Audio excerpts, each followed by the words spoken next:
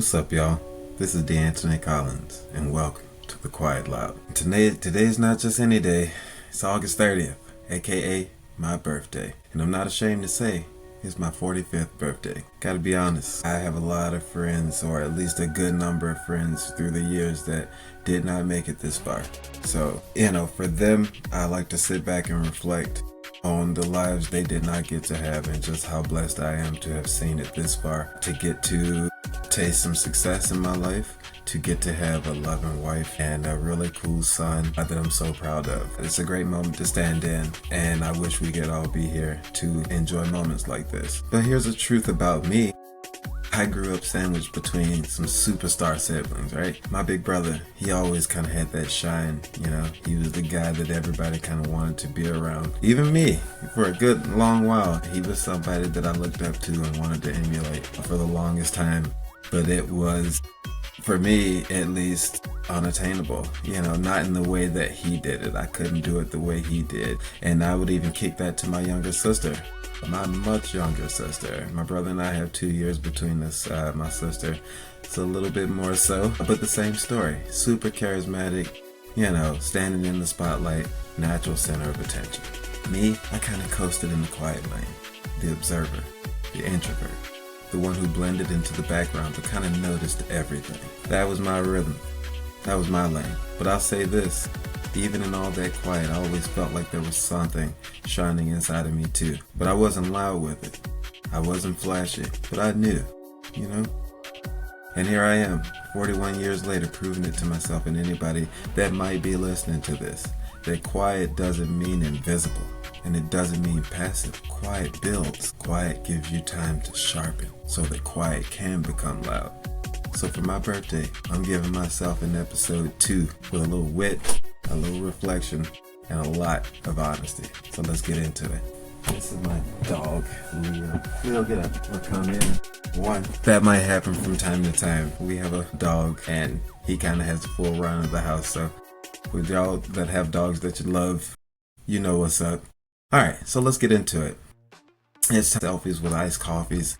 And side eyes in the office, all with the caption, Villain Era. It's funny, I got a good laugh out of it, but in the first episode I talked about how, for introverts, I think it could be a bit of cultural therapy. A villain era doesn't necessarily have to mean chaos.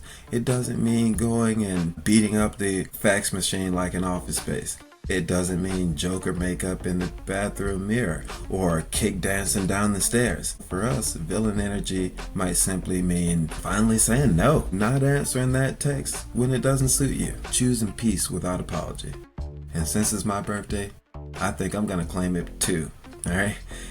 Here's to 41 years of being quiet, thoughtful, and patient. Well, 2 out of 3 ain't bad. This year, I'm gonna take it to a new level, I guess. Alright. Let's get into that next one. Here's what got a little bit cosmic. This past week, the world got a black moon. Alright? No, it's not what you think. It's not the next Zack Snyder movie. It's a bona fide lunar event. I gotta admit, I hadn't heard of it. But it's not crazy. It is the second new moon in a single calendar month. Right? So typically you only have 1 new moon per month. This one has 2, and it's a pretty rare sight. It's the first time in almost 3 years, about 33 months to be more exact. But scientifically, it just means the moon is in a dark phase. Sunlight reflecting, basically it's invisible. But symbolically, people like to call it a reset button, like a cosmic fresh start. And I'll be honest, I don't believe the moon controls my destiny. But the fact that my 41st birthday followed a black moon feels like alignment. Maybe the universe is whispering the same thing, Alright, so let's move on from cosmic to cultural. Because while I was sitting kind of thinking about my black moon moment, the internet decided to go crazy over this Taylor Swift and Travis Kelce engagement. Now look, I've been married this fall for near 15 years, okay? So don't get me wrong, I respect love, I love love, but you'd think the world had stopped spinning. It's all over news feeds. It was in my feed. I don't know why it was in my feed. I'm not a Swiftie, no disrespect. I'm not a whatever they call Kelce fans. I'm just not. I mean, folks were in tears. You think Michael Jackson had just moonwalked by you or something like that. Look, it's all good, you know. But then what hit me was a clip of Larry David being asked about it. And it just kind of took me back. So I'm going to show you this clip of what he said when he was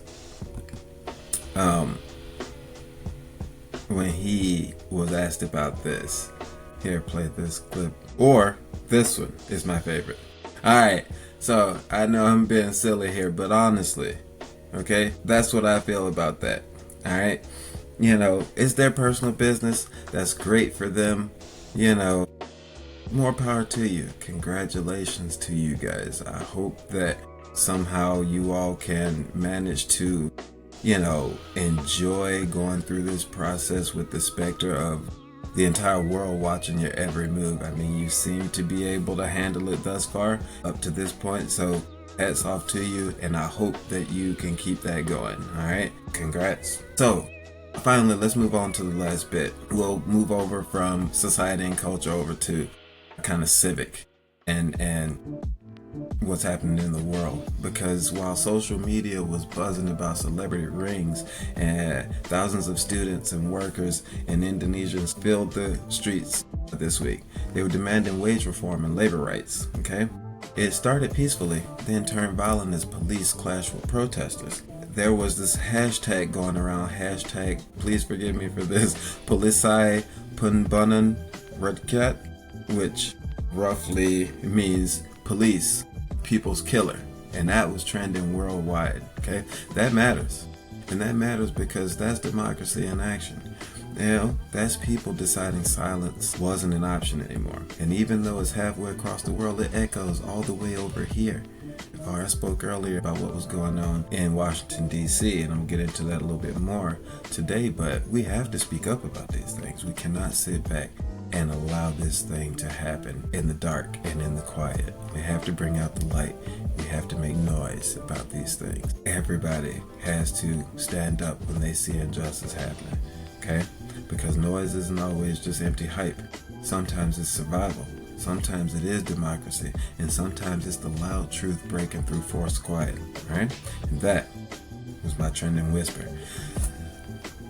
Alright, so here's what's on my mind this birthday, and it's kind of a heavy thing. Not super heavy, but it is of what's happening in the world right now. And what's on my mind this birthday is democracy is not guaranteed.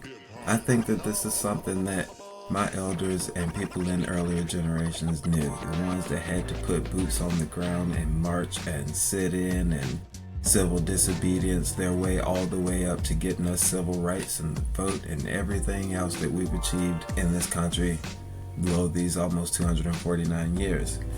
But like I said, it is not guaranteed. And right now, America seems to be running on an authoritarian playbook. Leaders are using fake emergencies and false flags, fears, and lies to centralize power. I mean, just look at D.C. We spoke about it in the first episode. Federalized police, National Guards in the streets, staged as safety. But we know that crime in that area is at a 30-year low. So we know it's not about safety. We know that this is about control. And now we're hearing that they're headed to Chicago and possibly other democratically led states and cities. But not only that, you know, we have that going on, but it's, you know, with this administration, it's not just one thing. It's all of the things, okay? We can take a look over at tariffs and see that 50% of tariffs slapped on goods from India. You think billionaires are paying that price? No, it's the workers, it's the families, it's the small businesses. Always the people carrying the cost of pride and power. And authoritarians thrive on that noise. They thrive on that confusion, that chaos, that division.